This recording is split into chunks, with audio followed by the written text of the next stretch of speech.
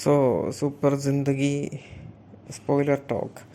ഇത് ഈ സിനിമ കാണാത്തവരാണെങ്കിൽ ഇത് കാണരുത്. കാരണം ഇതിൻ്റെ കഥയെപ്പറ്റി കാര്യമായിട്ട് തന്നെ പറയുന്നുണ്ട് ഈ വീഡിയോയിൽ.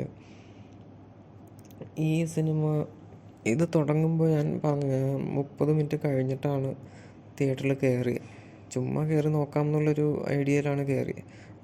പക്ഷേ എന്നാലും കഥയൊക്കെ ക്ലിയറായിട്ട് തന്നെ നമുക്ക് മനസ്സിലാവും. ഇതിൽ തുടക്കം ഇങ്ങനെ മുകേഷ് ആരെയോ ഇങ്ങനെ കാണുന്നുണ്ട്. ആ ഭാഗമൊന്നും ഞാൻ കണ്ടില്ല. അതിടയ്ക്ക് ഇങ്ങനെ ജസ്റ്റ് ഇങ്ങനെ ഫ്ലാഷ് ബാക്ക് പോലെ ഇങ്ങനെ കാണിക്കും. അപ്പോൾ മുകേഷാണ് ഈ ഒരു കാട്ടിൻ്റെ അടുത്ത് താമസിക്കുന്ന ഒരാൾ. ഏതാണ്ട് ഒരു ആദിവാസി പയ്യനെ പോലെയൊക്കെ തോന്നിക്കുന്ന ഒരാൾ. ആദിവാസി എന്ന് പറയാൻ പറ്റില്ല, കാടിൻ്റെ അടുത്താണ് ഇവിടെ താമസിക്കുന്നത്. പുള്ളി ഏതോ തീരെ പാവപ്പെട്ട ഒരു രൂപത്തിലൊക്കെ പുള്ളി ഇങ്ങനെ വരും. പുള്ളി വന്ന് മുകേഷിൻ്റെ അടുത്ത് എന്തൊക്കെയോ ഇങ്ങനെ പറയും.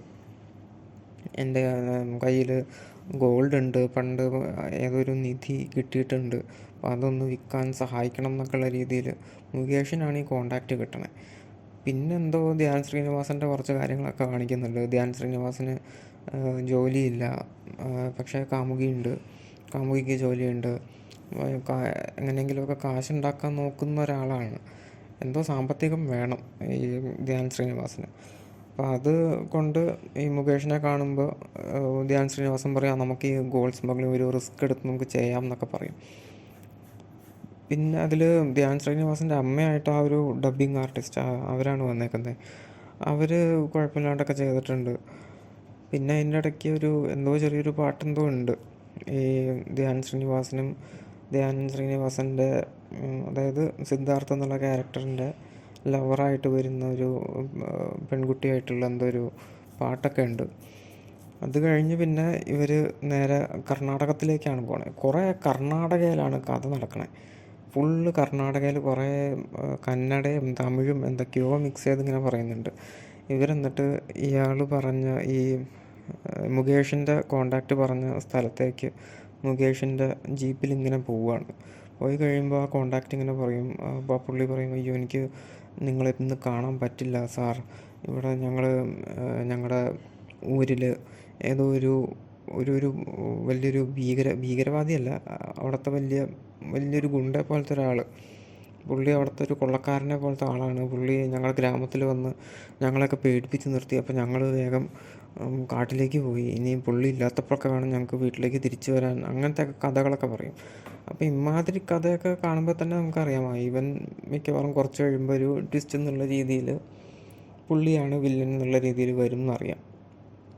കാരണം ഇവരിങ്ങനെ ഇതൊക്കെ വിശ്വസിച്ച് അവൻ പാവം പയ്യനാണ്, നമുക്ക് അവൻ്റെ നിന്ന് സ്വർണം മേടിക്കാം, അവന് കുറച്ച് കാശ് കൊടുത്താൽ മതി, നമുക്ക് ബാക്കി ഈ സ്വർണം വിറ്റ് നമുക്ക് കാശാക്കാം എന്നൊക്കെ വിചാരിക്കുന്ന ആ ഒരു പ്ലാനിലാണ് ഇവർ പോണേ. അപ്പോൾ തന്നെ നമുക്കറിയാം ഇവർ പറ്റിക്കപ്പെടും എന്നുള്ളൊരവസ്ഥയിലേക്ക് എത്തും എന്നുള്ള കാര്യം. അതേസമയം വേറൊരു സംഗതി ആദ്യമേ ഇങ്ങനെ കാണിച്ചു വയ്ക്കുന്നുണ്ട്. മറ്റേ ഹൃദയത്തിലെ സെൽവൻ ഇതിനകത്ത് ഇതേ പരിപാടി, ഇതേ ആളെ വിളിച്ചിട്ട് എനിക്ക് സ്വർണത്തിൻ്റെ സാമ്പിൾ തന്നെ ഞാൻ വിറ്റ് തരാം എന്നൊക്കെയുള്ള രീതിയിൽ പുള്ളി ഇങ്ങനെ വന്നു. സെൽവനും കൂടെ വേറൊരു ആളും കൂടെ ഉണ്ട്. രണ്ടുപേരും തമിഴന്മാരായിട്ട് തന്നെ ഇതിനകത്ത് തന്നെ. അല്ല, സെൽവൻ ഇതിനകത്ത് തമിഴനായിട്ടല്ല തന്നെ, മലയാളിയായിട്ട് വന്നു. കൂടെയുള്ള ആൾ തമിഴനായിട്ട്. അപ്പോൾ ഇവരിങ്ങനെ ഇതേ ആളുടെ പുറകെ ഇങ്ങനെ പോകുന്നു. അതിങ്ങനെ തുടക്കത്തിൽ ഇങ്ങനെ കാണിച്ചു വയ്ക്കും. ജസ്റ്റ് ഒരു സംഗതി അവിടെ ഇട്ട് വെച്ചേക്കണം. പിന്നെ മുകേഷും ഈ സിദ്ധാർത്ഥും ഈ മുകേഷിൻ്റെ ക്യാരക്ടർ മുജീബ് എന്നാണ് പേര്. ഈ മുജീബും സിദ്ധാർത്ഥും കൂടെ ഇങ്ങനെ പോകുന്നു. അയാളെ കാണാൻ പറ്റുന്നില്ല. പിന്നെ അവർ നേരെ ബാംഗ്ലൂരിൽ പോകുന്നു. ബാംഗ്ലൂരിൽ പോയിട്ട് അവിടെ ഈ ജോണി ആൻ്റണിയുടെ ക്യാരക്ടറെ കാണുന്നു. ജോണി ആൻ്റണിയും അതും ഇതുപോലെ ആദ്യം പുള്ളി ഭയങ്കര ഒരു ഫ്ലാറ്റിലാണ് താമസിക്കുന്നത്. ഇപ്പോൾ കൂട്ടുകാരനാണ്, അവർക്ക് താമസിക്കാനൊരു സ്ഥലം വേണം ഇവർക്ക് ബാംഗ്ലൂർ എത്തിയപ്പോൾ. അങ്ങനെയാണ് ജോണി ആൻ്റണിയെ കാണുന്നത്. അപ്പോൾ ജോണി ആൻ്റണിയുടെ ഫ്ലാറ്റ് തുറക്കുമ്പോൾ ഫുള്ള് ഭയങ്കര പുള്ളി ഭയങ്കര പൂജയായിട്ടും നാമമൊക്കെ ജപിച്ചുകൊണ്ടൊക്കെ ഇരിക്കണം. അപ്പോൾ മുകേഷ് പറയും, ഇയാൾക്ക് ഇതെന്ത് പറ്റി, ഇയാൾ പണ്ട് ഇങ്ങനെയൊന്നും ആയിരുന്നില്ലല്ലോ. പിന്നെ അത് കഴിഞ്ഞിട്ട് കുറച്ച് കഴിയുമ്പോൾ ട്വിസ്റ്റ് വരുന്നത് നമുക്കറിയാം. പിന്നെ അവർ വൈകുന്നേരം ആകുമ്പോൾ ഈ മുജീബും കല്യാണം കഴിച്ചിട്ടില്ല, സിദ്ധാർത്ഥും കല്യാണം കഴിച്ചിട്ടില്ല. അപ്പോൾ ഈ മുകേഷും ധ്യാൻ ശ്രീനിവാസനും അവർ രണ്ടുപേരും വൈകുന്നേരം ആകുമ്പോൾ പബ്ബിലേക്ക് പോകും. അവിടെ നിന്നിട്ട് ബാറിൽ പോയി ഡാൻസ് കളിക്കും. അപ്പോൾ ആ നേരത്ത് അവിടെ ഈ ജോണി ആൻ്റണിയെ കാണുന്നു. അപ്പോൾ ജോണി ആൻ്റണി ഫുള്ള് നേരത്തെ കാണിച്ചതൊക്കെ വെറുതെ ആയിരുന്നു ഒരു കോമഡി കൊണ്ടുവരാൻ വേണ്ടി. പിന്നെ അത് കഴിഞ്ഞ് അയാളുടെ ഫ്ലാറ്റിലെത്തുമ്പോൾ അയാൾ ശരിക്കും പറഞ്ഞാൽ അയാളുടെ ഫ്ലാറ്റല്ല, അവിടെ ഏതൊക്കെയോ പെണ്ണുങ്ങളുടെ ഫ്ലാറ്റാണ്. ഇയാളെ അവിടെ ഇങ്ങനെ തൽക്കാലം പുള്ളി ഇങ്ങനെ അവിടെ ഇങ്ങനെ പറ്റിക്കൂടി ഇങ്ങനെ ഇരിക്കുന്നു. പിന്നെ അവിടെ ഒരു പാട്ട്, അങ്ങനെ കുറച്ച് നേരം അങ്ങനെ കളയും. അങ്ങനെ നോക്കുമ്പോൾ കുറച്ച് ഭാഗത്തൊക്കെ ആ ഭാഗത്തൊക്കെ എനിക്ക് ഇത്തിരി ലാഗ് അടിച്ചു. അത് കഴിഞ്ഞ് പിന്നെ ഇവർ ഇവിടെ നിന്ന് പോയി ഈ ജോണി ആൻ്റണിയുടെ അടുത്ത് കാര്യമൊക്കെ പറയും, ഇങ്ങനെ ഗോൾഡ് മേടിക്കാൻ വേണ്ടി വന്നതാണെന്നൊക്കെ പറയും. പിന്നെ അത് കഴിഞ്ഞ് അടുത്ത ദിവസം ഇയാളെ വീണ്ടും കാണാൻ ചെല്ലും. അപ്പോൾ അയാൾ വീണ്ടും പറയും, അയ്യോ എനിക്ക് വരാൻ പറ്റില്ല, ഞാൻ സ്ഥലത്തില്ല എന്നൊക്കെ പറഞ്ഞ് പുള്ളി വീണ്ടും ഇങ്ങനെ ഡിലേ ആക്കും. അത് കുറച്ച് പിന്നെയും ലാഗ് അടിക്കണ പോലെ തോന്നി, കാണിച്ചത് തന്നെ വീണ്ടും കാണിക്കുന്നൊരു പരിപാടി പോലെ തോന്നി. അത് കഴിഞ്ഞ് അവസാനം ഈ ആളെ കാണും.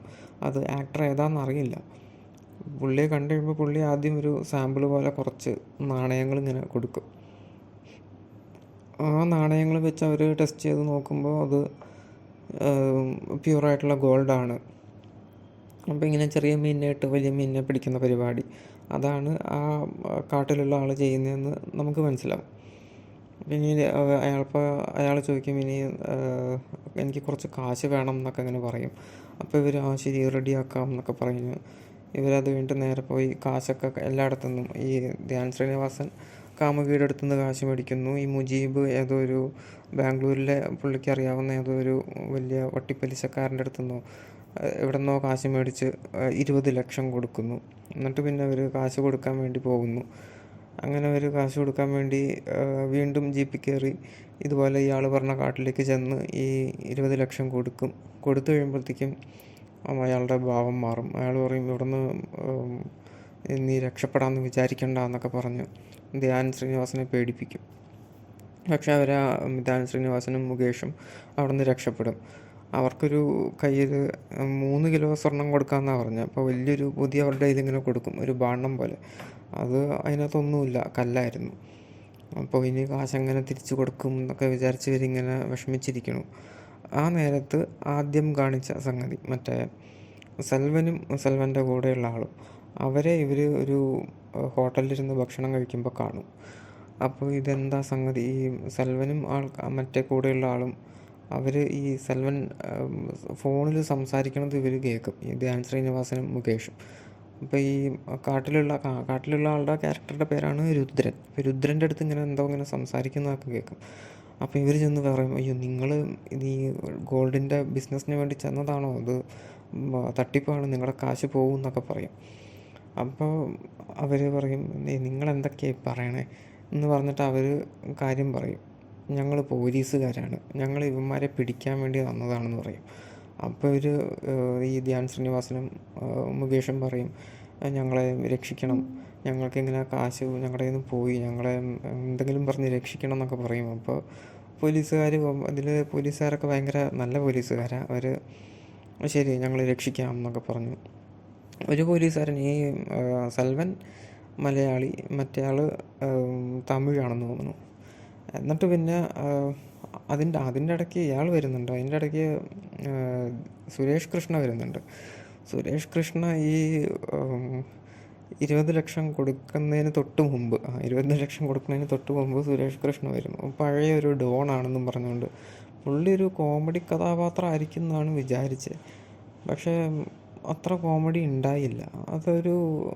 അതെന്താ എനിക്ക് വല്ലാതെ വിയേർഡായിട്ട് തോന്നി. പുള്ളി ഇങ്ങനെ വന്നിട്ട് പറഞ്ഞു, ഞാൻ പഴയ ഡോണാണ്, എൻ്റെ കയ്യിൽ കുറേ ആയുധങ്ങളുണ്ട്, തോക്കുണ്ട്, അതുണ്ട് ഇതുണ്ട് എന്നൊക്കെ ഇങ്ങനെ പറഞ്ഞു. എന്നിട്ട് പുള്ളി ഒരു പെട്ടിയൊക്കെ എടുത്തുകൊണ്ട് ഇങ്ങനെ വരും. എന്നിട്ട് ഇവർ 3 പേരും കൂടെയാണ് ഈ കാട്ടിലേക്ക് പോണ ഇടയ്ക്ക് വെച്ച് പുള്ളിയുടെ പെട്ടി തുറക്കാൻ പറ്റുന്നില്ല. തുറക്കാൻ പറ്റാണ്ട് പിന്നെ പുള്ളി കുറേ നേരം അതിൻ്റെ പുറകെയായിരുന്നു.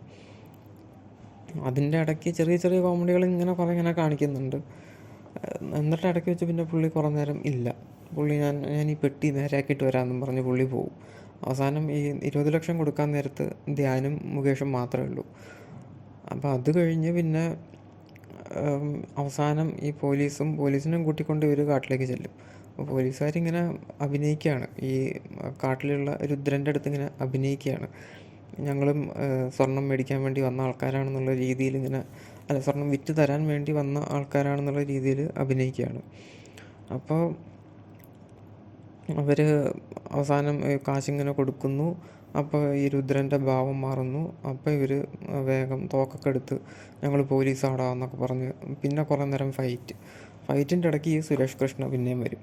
സുരേഷ് കൃഷ്ണ വന്നിട്ട് പുള്ളിയുടെ കയ്യിൽ അപ്പം തോക്കൊക്കെ ഉണ്ട്. അപ്പോൾ ഞാൻ വിചാരിച്ചത് സുരേഷ് കൃഷ്ണ കംപ്ലീറ്റ് കോമഡി കഥാപാത്രമായിരിക്കും, ഇയാൾ പഴയ ഡോൺ എന്നൊക്കെ പറഞ്ഞത് വെറുതെ ആയിരിക്കും, അയാളുടെ പെട്ടി തുറക്കുമ്പോൾ അതിനകത്ത് ഒന്നും ഉണ്ടാവില്ല എന്നൊക്കെ ആയിരിക്കും വിചാരിച്ചത്. പക്ഷെ പുള്ളി തോക്കൊക്കെ എടുത്ത് വന്നു, ഭയങ്കര ഫൈറ്റ്, പിന്നെ ലാസ്റ്റ് ഒരു ഗംഭീര ഫൈറ്റ്. ഇത്രയും ഫൈറ്റൊന്നും ഞാൻ ഈ സിനിമയിൽ പ്രതീക്ഷിച്ചേ ഇല്ല. ഫൈറ്റൊക്കെ നല്ലായിരുന്നു കേട്ടോ, ഫൈറ്റ് എനിക്ക് നല്ലോണം ഇഷ്ടപ്പെട്ടു. അങ്ങനെ അവസാനം അവിടെ ഫൈറ്റ് ചെയ്ത് കുറേ കഴിയുമ്പോൾ ഈ കാശൊക്കെ അതാണ് എനിക്ക് മനസ്സിലായത്. ഒരു എന്താ പറയുക, ലോജിക്കില്ലാത്തൊരു പരിപാടിയാണ്. ഇവർ കുറേ ആൾക്കാരുടെ നിന്ന് ഇങ്ങനെ കാശ് എടുത്തിട്ടുണ്ട്, എന്നിട്ട് അതൊക്കെ ഈ കാട്ടിൽ അവിടെ ഇവിടെയൊക്കെ ആയിട്ട് ഇങ്ങനെ ബാഗുകളിലാക്കി, ഇവർ തന്ന ബാഗുകളിൽ തന്നെ അവിടെ ഇവിടെയൊക്കെ ആയിട്ട് ഇങ്ങനെ സൂക്ഷിച്ച് വെക്കുന്നുണ്ട്. അവർക്ക് അപ്പം തന്നെ എന്തായാലും നല്ലൊരു എമൗണ്ട് കിട്ടിക്കാണും. അപ്പോൾ പിന്നെ അവരവിടെ നിന്ന് പോകേണ്ടതല്ലേ, അവർ പിന്നെയും ആ കാട്ടിൽ അവിടെ ഇവിടെയൊക്കെ ആയിട്ട് ഇങ്ങനെ കാശിങ്ങനെ വെച്ചിട്ട് എന്ത് ചെയ്യാനാ. പിന്നെ ഫൈറ്റൊക്കെ കഴിയും, ആ നേരത്തെ അവസാനം പോലീസ് വരും. അപ്പോഴത്തേക്കും ഈ മുകേഷും ധ്യാനും എല്ലാവരും കൂടെ ഓടി രക്ഷപ്പെടും. അതിൻ്റെ ഇടയ്ക്ക് മുകേഷ് കൈ കിട്ടി അതൊരു ബാഗ് എടുത്തുകൊണ്ട് വരും.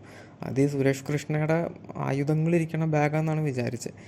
എന്നിട്ട് അവസാനം പുള്ളി തുറന്നു നോക്കുമ്പോൾ അതിനകത്ത് കാശ്, നമ്മൾ പണക്കാരായി, എല്ലാ കടങ്ങളും നമുക്ക് തീർക്കാം, നമ്മൾ മേടിച്ച് 20 ലക്ഷം കഴിഞ്ഞിട്ടും നമുക്ക് കാശുണ്ട് എന്നൊക്കെ പറഞ്ഞ് അങ്ങനത്തെ ഒരു രീതിയിൽ അവസാനിക്കുന്നു. മൊത്തത്തിലൊരു ഈ പറഞ്ഞ പോലെ തരക്കേടില്ലാത്തൊരു ഫിലിം. തരക്കേടെന്ന് പറഞ്ഞാൽ 1 ടൈം വാച്ചബിൾ, അത്രേ ഉള്ളൂ. ഒരു തവണ കണ്ട് മറക്കാം എന്നുള്ള പരിപാടി. നിങ്ങൾ കണ്ടിട്ടുണ്ടെങ്കിൽ എങ്ങനെയാണെന്ന് കമൻ്റ് ഇടുക.